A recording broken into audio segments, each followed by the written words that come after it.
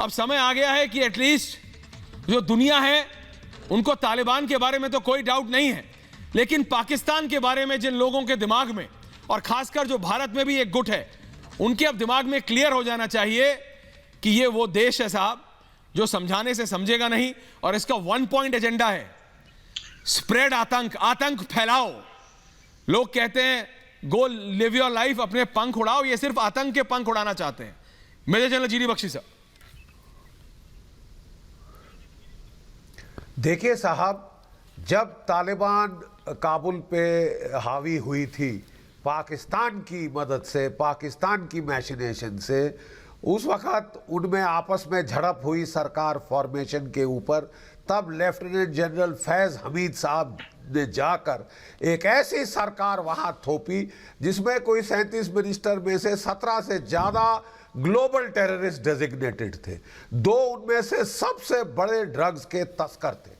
और हमारे यहाँ एक ऐसा तबका था जो कह रहा था साहब ये तो तालिबान 2.0 है, ये तो बदले हुए लोग हैं, इनका तो नज़रिया ही बदल गया है, बड़े डिसेंट लोग हैं, बड़े प्यारे लोग हैं, ये है वो है, हमको सबसे पहले इनको रिकग्नाइज करना चाहिए, पाकिस्तान के भी पहले।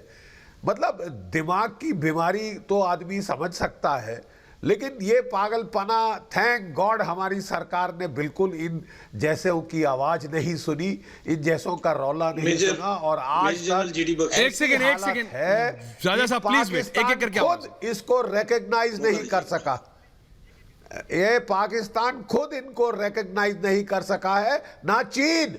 इतनी टॉक्सिक ये सरकार कहां से सरकार, माफिया है, ड्रग माफिया है, टेरर सिंडिकेट है, ये कहां से कोई रिकग्नाइज करेगा। अब साहब ये जो एनएसएस की मीट हुई है, ईरान इसमें शामिल, रूस इसमें शामिल, तमाम जो बॉर्डर से लगते हुए स्टेट्स हैं सेंट्रल एशिया की, वो इससे शामिल, यानी सारे पड़ोसियों ने अफगानिस्तान के अब मिलकर बोल दिया है साहब, रॉयट एक्ट पढ़ दिया है पाकिस्तान को और तालिबान को कि जो आपने दोहा में एग्रीमेंट साइन किया था, आपने कहा था कि आप जो है एथनिक माइनॉरिटीज को जगह दोगे, विमेन को उनको राइट्स दोगे, आप ड्रग्स की तस्करी पे रोक लगाओगे, आप टेररिज्म पे रोक लगाओगे। हर एक मामले पे तालिबान साफ पलट गई है, साफ पलट गई है। सारा अपना दोहा का लिखित एग्रीमेंट इन्होंने वायलेट किया है, और उसके बाद वो चाहते हैं कि दुनिया उन्हें रिकॉग्नाइज करे। पाकिस्तान नहीं कर रहा। पूछ लो पाकिस्तान वालों से कि आपने रिकॉग्नाइज किया, क्यों नहीं किया? चीन ने रिकॉग्नाइज किया। Raja ji relax, I will come to you. Raja ji relax, ये रेजिम नहीं, राजा जी रिलैक्स, रेजिम नहीं साहब, मेजर जनरल बोल रहे हैं, ये टॉक्सिक गंद है। मैं कहना चाहता हूं कि अब रीजनल मुल्क इकट्ठे हो रहे हैं और आपको बताएंगे, अकेले आप पढ़े, अकेले पाकिस्तान राजा साहब प्लीज, सारे फसाद की जड़ पाकिस्तान है। मुझे दीजिए, बोलिए बोलिए बोलिए राजा साहब। और इसीलिए मैं इनको मुझे आप साइड पे ले गए, मेरा सवाल तो ले लीजिए ना पहले। बोलिए बोलिए बोलिए, पूछिए। अच्छा जनरल साहब ठीक है, मान लिया आप जो कह रहे हैं वो ठीक है।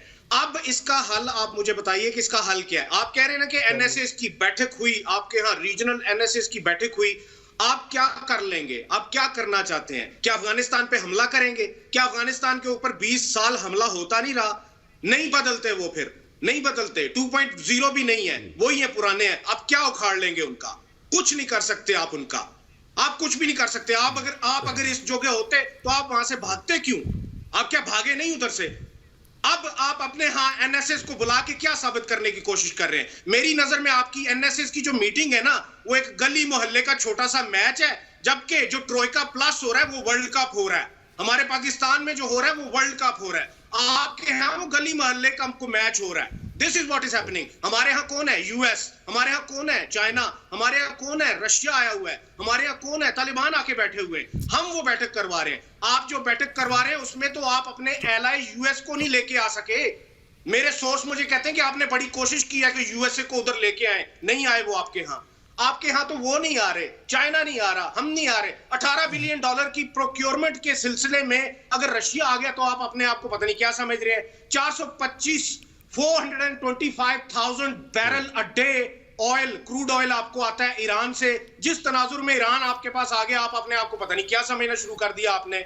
आप वहां पे कर क्या रहे हैं? आप अफगानिस्तान का बिगाड़ क्या सकते हैं? अगर आप समझते हैं कि आप उधर हमला करेंगे तो आके शौक पूरा कर लें।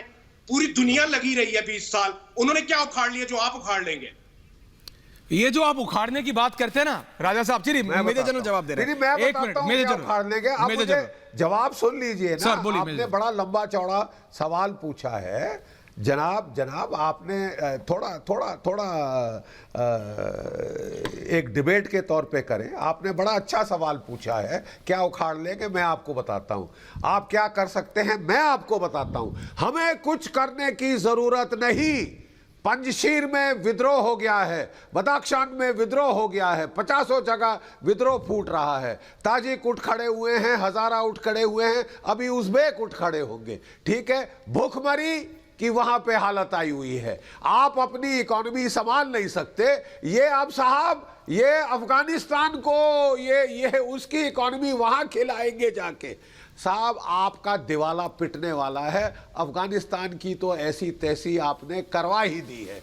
खाना खिला दीजिए, खाना खिला दीजिए, और जो भूखे हैं वो आप पे टूट पड़ेंगे। हमारे भाई जो भूखे हैं वो आप पे टूट पड़ेंगे। हमें कुछ करने की जरूरत नहीं, हमें कुछ करने की जरूरत नहीं। मैं मुसलमान हूं, मेरे यहाँ अपनी मौत गीदड़ मरता है। आप दौड़ते हुए गए वहां पे, दौड़ते हुए गए, आपने कब्जा किया, ना सोचा ना समझा, ना कुछ आपकी सोच है, ना सोचने की ताकत है। बड़े आपने समझा कि हम 30 मार खाए हैं। हम जो है वहां की सरकार का तख्ता पलट करके एक मॉडर्निस्ट सरकार, एक चुनी हुई सरकार का तख्ता पलट करके आपने एक माफिया वहां लगाया है, ड्रग माफिया।